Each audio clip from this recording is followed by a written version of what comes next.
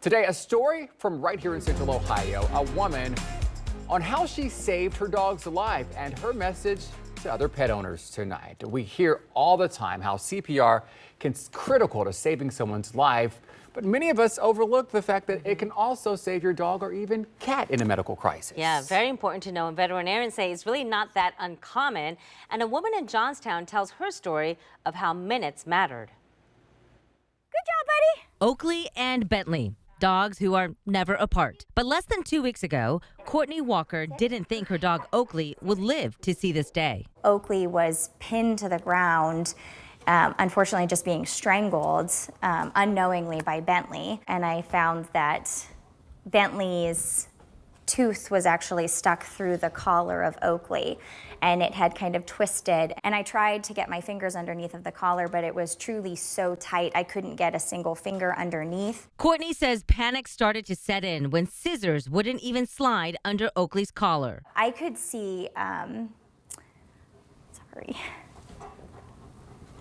could see Oakley stop breathing.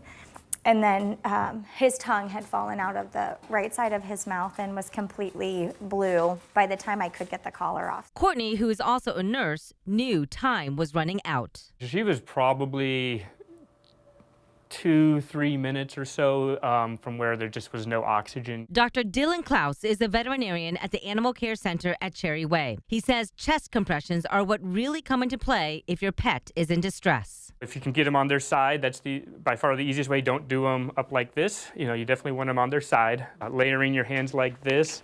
You want to have your arms locked and then just doing that at 100 beats per minute. And that's exactly what Courtney did. And Oakley started to breathe again. And this is truly one of those instances where there would have been no time to, load him up and take him somewhere. It was either I could save him at that time or he wouldn't be saved. Courtney says what happened to Oakley was unexpected, but veterinarians say it's not uncommon for people who need to know CPR for their pets. I've definitely had dogs that are running around out on chains, getting them caught around the neck. So this is definitely something that can happen.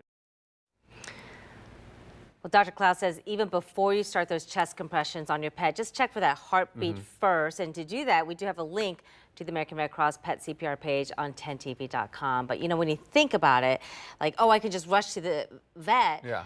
But if you live in a rural area like she does, there's no time. Yeah.